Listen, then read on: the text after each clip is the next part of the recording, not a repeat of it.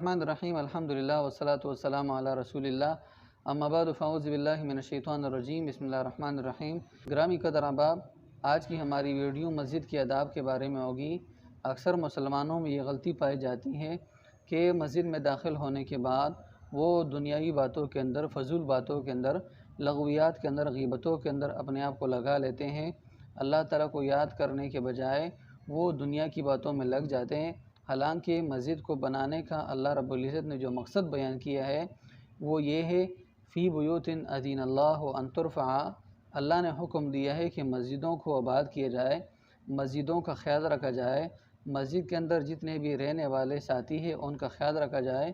وہ یذکر فیہا اسمہ، اور اللہ تعالیٰ کے نام کو مسجدوں کے اندر یاد کیا جائے۔ مسجدوں کے اندر یسبح لہ فیہا بالغدو والآصال، صبح و شام اللہ تعالیٰ کی تسبیح بیان کی جائے۔ تو مسجد بنانے کا مقصد یہ ہے کہ اللہ تعالیٰ کی یاد اور نمازوں کو سیکھا جائے، مسجد کے اندر قرآن کریم کو سیکھا جائے، نبی علیہ السلام کی احادیث مبارکہ کو اور تعلیمات مبارکہ کو سیکھا جائے، نبی علیہ السلام کی جو سنت ہے اس کو سیکھا جائے، نبی علیہ السلام کی زندگی کو پڑھا جائے، اور نبی علیہ السلام کی ہر عمل کو سیکھنے کی کوشش کریں۔ تو مسجد میں آنے کا مقصد ہی ہمارا یہ ہو، مسجد میں آنے کی نیت ہی ہماری یہ ہو کہ ہم قرآن کریم سیکھیں اور اہل علم کے ساتھ بیٹھیں، علم سیکھیں اور علم کے مسائل سیکھیں، ایسے مسائل سیکھیں جو زندگی میں ہمارے لیے ضروری ہے، تاکہ ہم اس پر عمل کریں اور ہماری زندگی جو ہے سنت کے مطابق ہو جائے۔ تو لہٰذا مسجد میں آنے کا ہمارا یہ مقصد ہو۔ آپ علیہ السلام نے فرمایا کہ قیامت کے قریب ایک ایسا زمانہ آئے گا کہ لوگ جو ہے مسجدوں کے اندر دنیاوی باتیں شروع کر دیں گے، تو لہٰذا مسجدوں کے اندر اپنے آپ کو دنیاوی باتوں سے بچایا جائے۔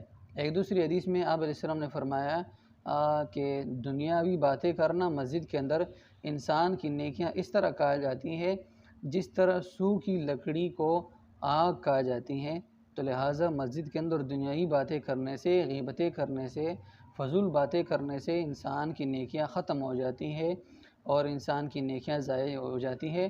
تو ہماری یہ کوشش ہو مسجد کے اندر کہ ہم نمازوں کو سیکھیں، نمازوں کے الفاظ سیکھیں، قرآن کریم کے الفاظ سیکھیں، قرآن کریم کے معنی سیکھیں، اور نبی علیہ السلام کی سنتوں سے اپنے آپ کو منور کریں، نبی علیہ السلام کی سنتیں سیکھیں۔ اللہ رب العزت سے دعا ہے کہ اللہ تعالی ہمیں ان تمام باتوں کو سمجھنے کی توفیق عطا فرمائے۔ وآخر دعوانا ان الحمد للہ رب العالمین۔